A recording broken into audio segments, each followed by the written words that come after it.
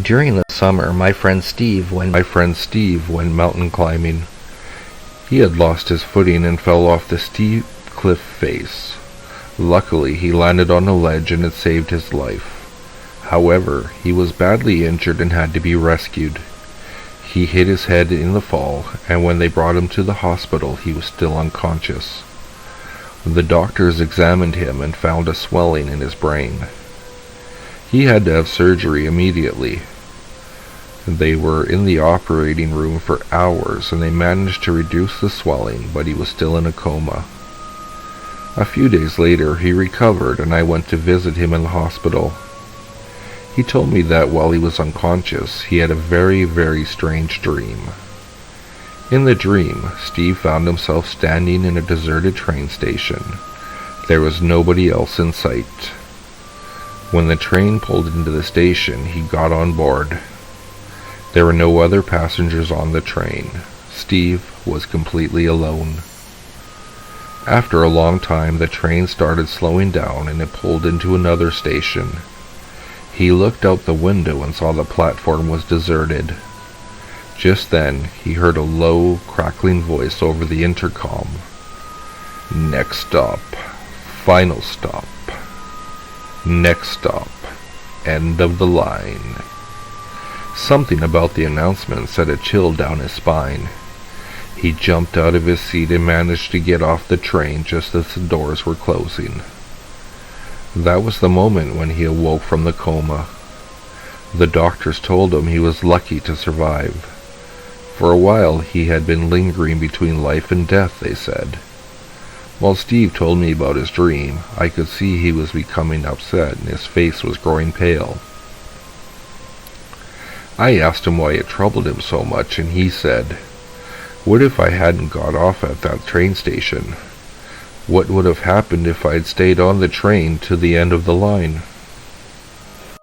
My name is Sophia, and this happened a long time ago when I was around 10 years old and still in elementary school. It was the end of the lunch break, and I was sitting in the classroom chatting to my friends. Our teacher came in and walked straight over to me. Her face was pale and serious. "Sophia," she said, "I have some bad news. Just stay calm and listen. Your mother was in an accident at work. Get your things together and go to the principal's office." I was so shocked I didn't know what to think. My friends gathered around me and tried to console me. In a daze, I packed my school books into my bag and headed out the door. The school principal was waiting for me in his office. "I just got off the phone with your father," he said. "He told me your mother was badly injured. He's rushing to the hospital right now, and he wants to pick you up on the way. You have to wait for him outside the school gates, and he will collect you.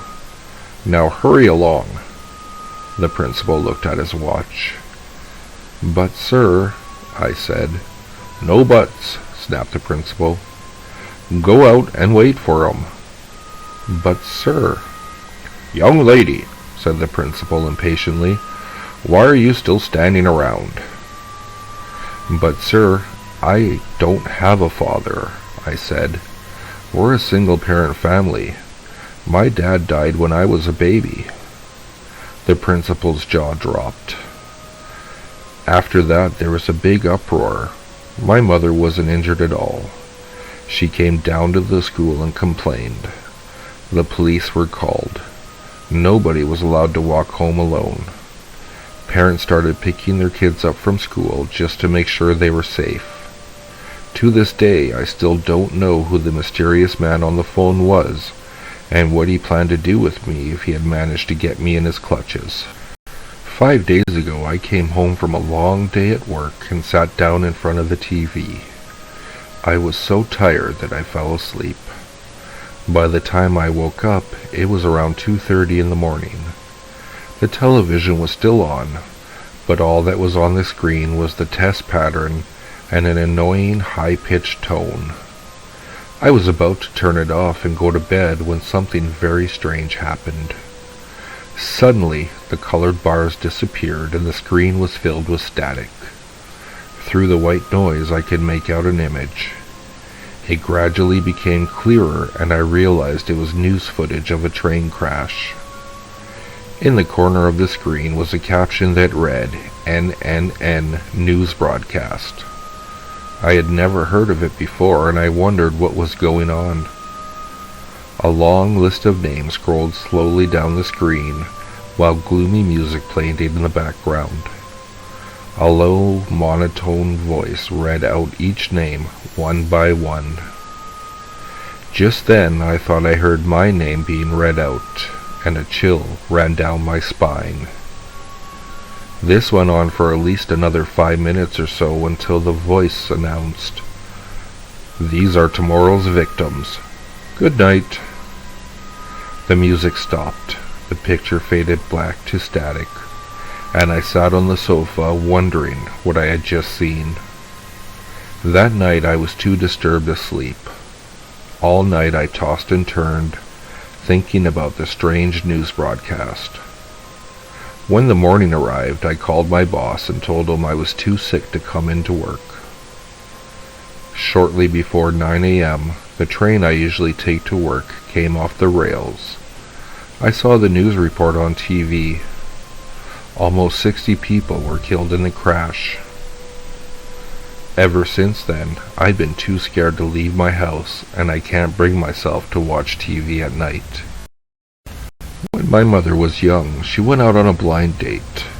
Her date took her to a restaurant, and although he was nice enough, she just wasn't into him. Halfway through the meal, she was so bored that she was already thinking of excuses so that she could leave early. The waiter could tell she was bored and kept smiling and winking at her. While my mom's date was in the restroom, the waiter approached her and started asking her if she was okay. She explained that she was on a blind date, but she wasn't having much fun. It turned out that the waiter was just about to get off work, so he offered to give my mother a ride home if she waited around another 10 minutes. She considered it and was tempted to say yes, but just then her date came back from the restroom. She shook her head, smiled at the waiter, and told him, "No thanks." My mom and her date finished their meals, and he drove her home. The next night, my mom happened to be watching the evening news. There was a news flash saying that a woman had been found murdered behind a restaurant the night before. She realized it was the same restaurant she'd been at with her date. Then they said the police had already caught the killer. A picture flashed up on the screen. It was the same waiter from the restaurant. One night I was house-sitting for my grandmother while she was away. I was suddenly awoken by her dog barking and snarling. When I got out of bed, I felt a cold breeze blowing through the house. I went to investigate, and to my horror I found that the attic stairs had been pulled down, and there was a trail of muddy footprints leading down the stairs to the back door, which was wide open. One night when I was just a kid, I was playing with my brother and sister in the living room. My little brother suddenly stopped, looked out the window, and asked, "Who's that man?" We all went to the window to see what he was talking about. To our surprise, there was a pale white figure sitting on top of the telephone pole outside. It looked like a man, and he was just staring at us with a huge, creepy smile. Then he simply stood up, jumped off the pole, and vanished before he could hit the ground. It scared us so much that my sister won't even talk about it to this day. One night I was laying in bed, and it was cold and raining outside. There was thunder and lightning, and I couldn't sleep. Our house was out in the middle of nowhere.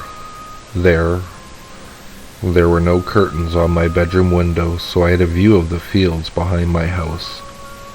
It was pitch black outside, but every time lightning struck, it illuminated the whole landscape for a split second. All of a sudden, during one flash, I caught a brief glimpse of a figure standing in the field.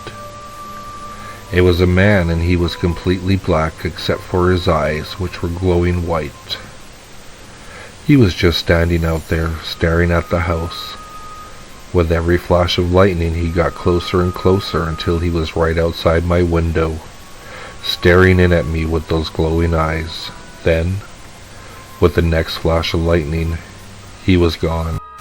One night, my friend and I were driving around the neighborhood. It was late and the streets were deserted. All of a sudden, we noticed someone walking along the sidewalk ahead of us. The person was wearing a long black jacket with a hood. There was nothing unusual about that, but when we looked down, we realized the figure didn't have any legs. It didn't seem to touch the ground at all, and was just gliding along. The figure suddenly turned its head and looked right at us. We both screamed, and I floored the accelerator and sped out of there. We only got a brief look at its face, but when we both saw the same thing, under the hood there was nothing but a black, empty void. It didn't even have a face. One night I was laying in bed with my wife. Just as I was drifting off to sleep, I heard a strange whispering sound. It made the hair on the back of my neck stand on end. I opened my eyes and looked around, but there was nothing there. The next morning my wife told me she had a very creepy dream. I dreamed that we were in bed, and I felt a strange presence in the room.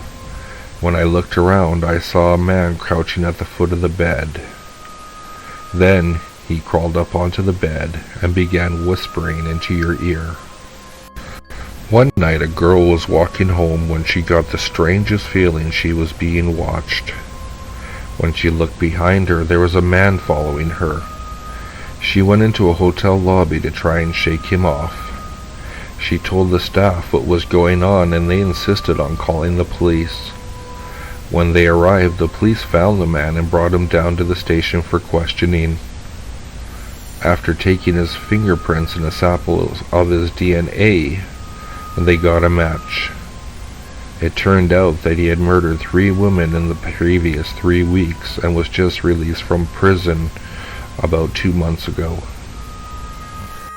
One night when I was 10 years old, I was bored and decided to explore the woods at the back of my house. It was dark and I wasn't looking where I was going. I suddenly tripped and fell on the ground. When I got up, I looked around, but I couldn't see what I tripped over. I turned to go home, and just then, from behind me, I heard a voice whisper, "Don't leave." It chilled me to the bone, and I started running. I ran as fast as I could, and I didn't stop until I got home. When I looked back into the woods, I could see the dark silhouette of a man standing at the very edge of the woods. He was just standing there, watching me. It wasn't a person. It was just a dark figure with no face and no eyes. One night, my aunt was sitting on the toilet.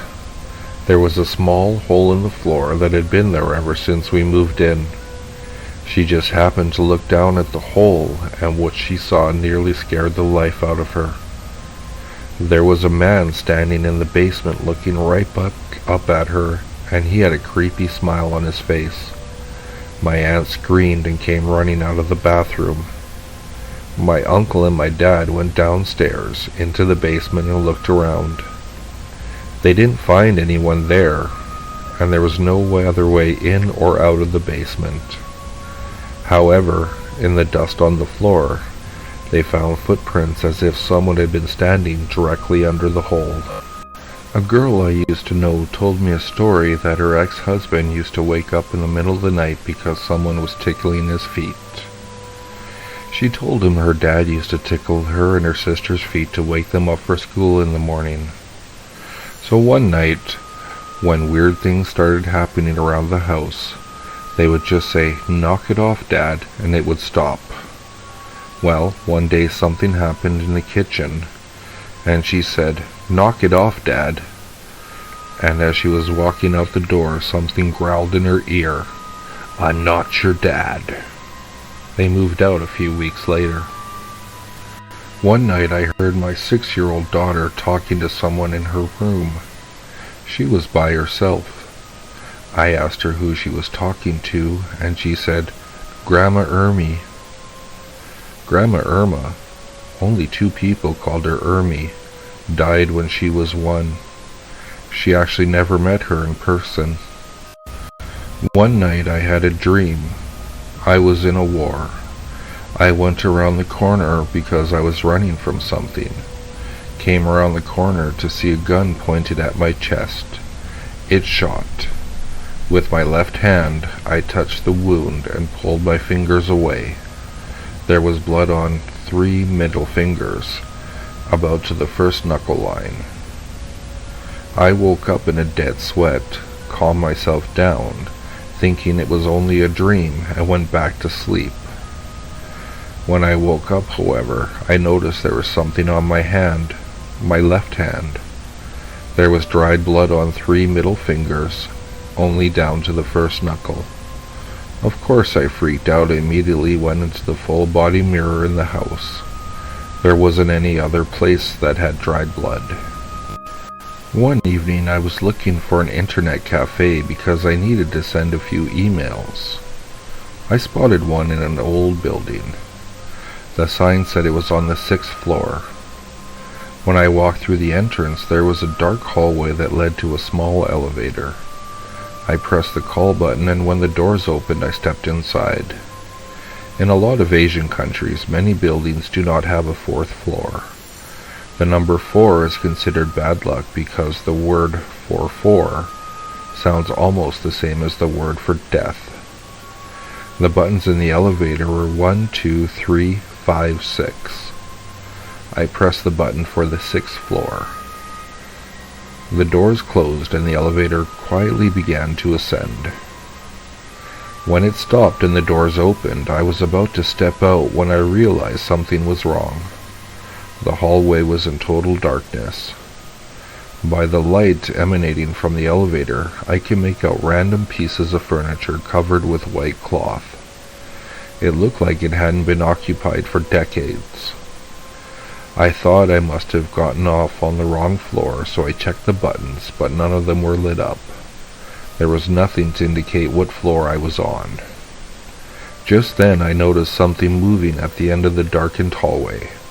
I couldn't quite make out what it was, but it looked like a person dressed in some type of gown. The figure was moving slowly down the hallway towards the elevator. It creeped me out, and in a panic, I started pressing the closed door button. All of a sudden, the light in the elevator flickered and turned off. I was plunged into pitch darkness. I was so freaked out I almost wet myself.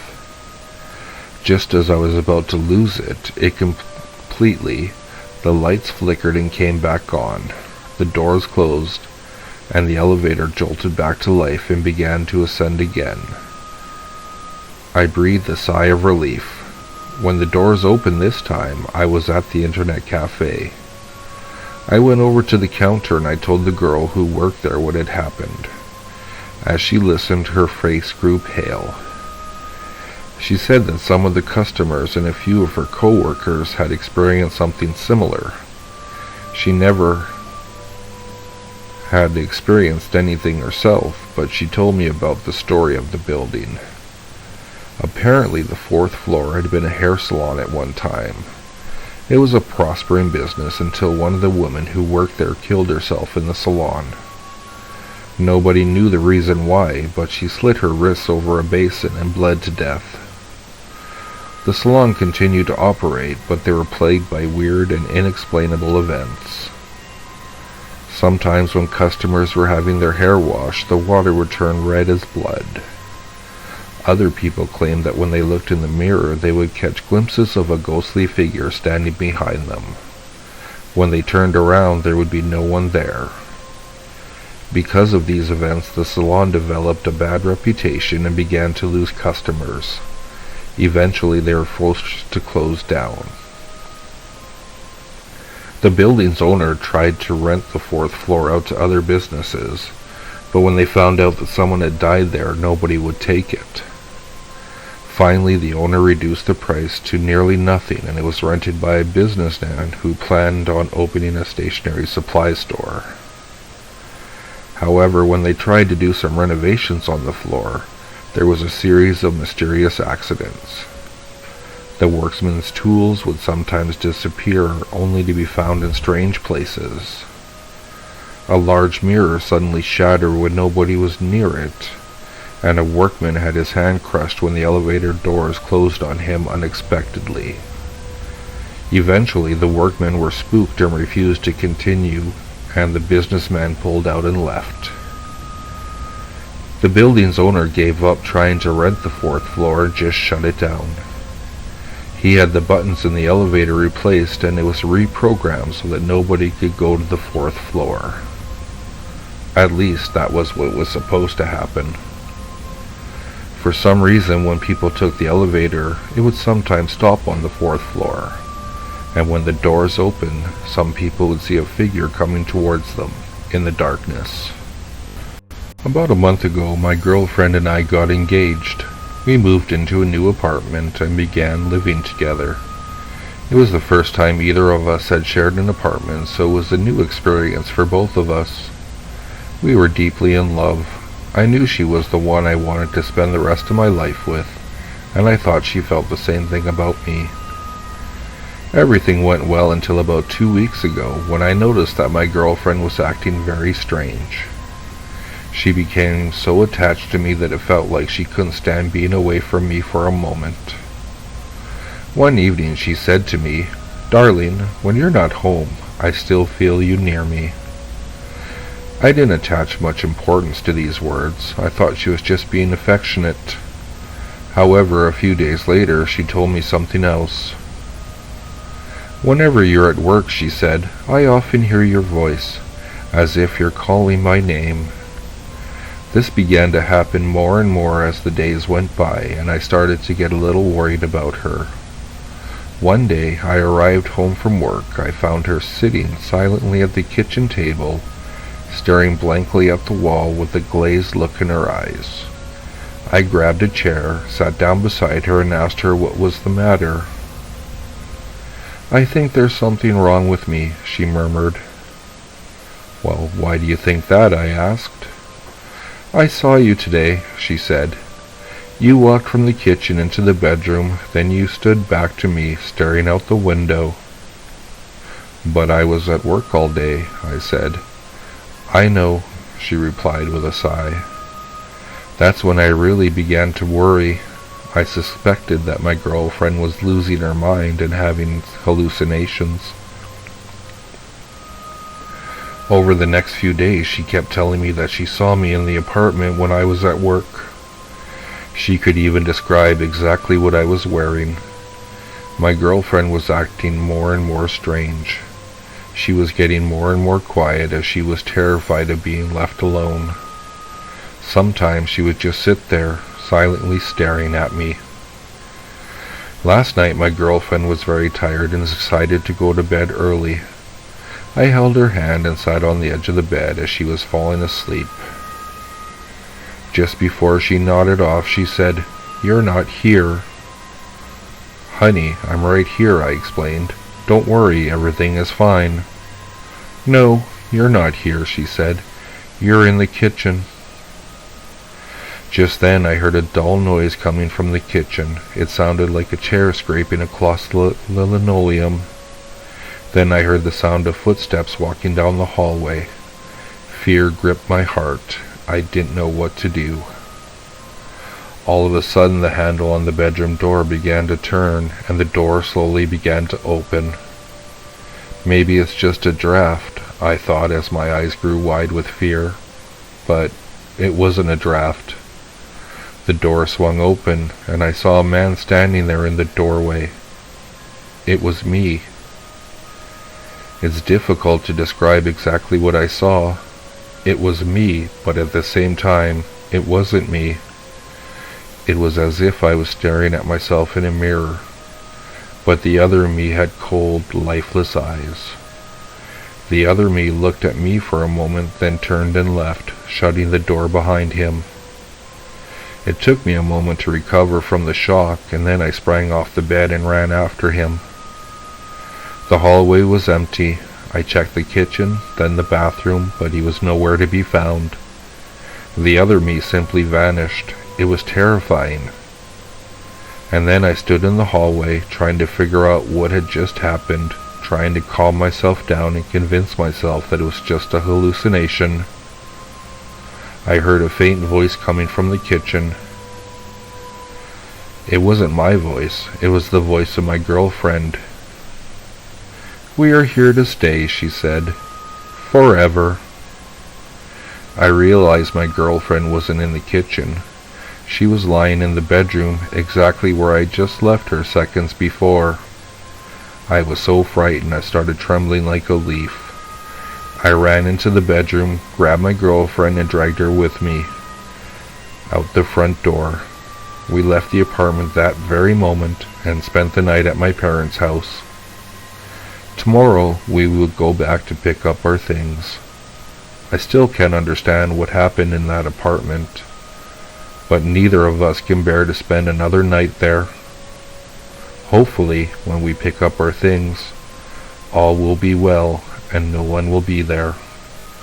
It all began when we moved into the old house. One day my 4-year-old daughter started screaming at something she had seen in the living room. She said it was a cloud of red mist that had emerged from the corner of the room. It enveloped her and it had a horrible smell that made her sick. Then, it just disappeared. At first we just dismissed it, but a few days later, my wife's sister came to visit and she brought her 2 little daughters. The little girls said they saw a cloud of red mist appear from the same corner and it enveloped them too. Later that same day, my wife saw the cloud of red mist come out of the corner and wrap itself around her. She said it felt hot and suffocating and stank of burning meat. One night, my 6-year-old son heard the front door opening, so he went down to investigate. The door was open, and in the doorway he could see an odd red mist that slowly disappeared before his eyes. At this point, I was still skeptical of all these stories. That changed the night I fell asleep downstairs and had a very strange dream. In the dream, I walked into her bedroom, but it was completely different. There were no beds and it was furnished as a living room. There was a sofa, and sitting on it I saw a beautiful woman with dark red hair. She was not my wife, but in the dream I somehow knew she was my wife. She was crying, and when she turned around to look at me, her eyes were blackened and filled with tears. She had a look of fear on her face, and when I moved towards her, she cowered as if she was being beaten. Just then I heard a voice behind me. It was the voice of a young boy. I turned and saw a boy standing in the doorway. He was wearing red corduroy pants and a red sweater. He was soaking wet from head to toe, and his skin looked ashen and lifeless. He was not my son, but in the dream I somehow knew he was my son. The boy looked up at me. "Dad," he said with a look of fear in his eyes. "Dad, help me." Suddenly I woke up and found myself sitting on the sofa downstairs. My wife was sitting beside me and she screamed at me. "What was that?" I realized there was sounds of a struggle going on upstairs. We could hear furniture being thrown at the sound, and the sound of breaking glass. I jumped off the sofa and ran upstairs, but when I got to the top of the stairs, everything went silent. There was nobody there, nothing out of place, no sign of anything wrong. All I saw was a strange red mist in the hallway. It had an iridescent glow and gradually dissipated until it disappeared. I returned downstairs to tell my wife what I had seen. We sat there in silence, unsure of what was happening, and waited for the dawn to come. That morning I was standing on my front porch, still trying to make sense of the dream that I had had.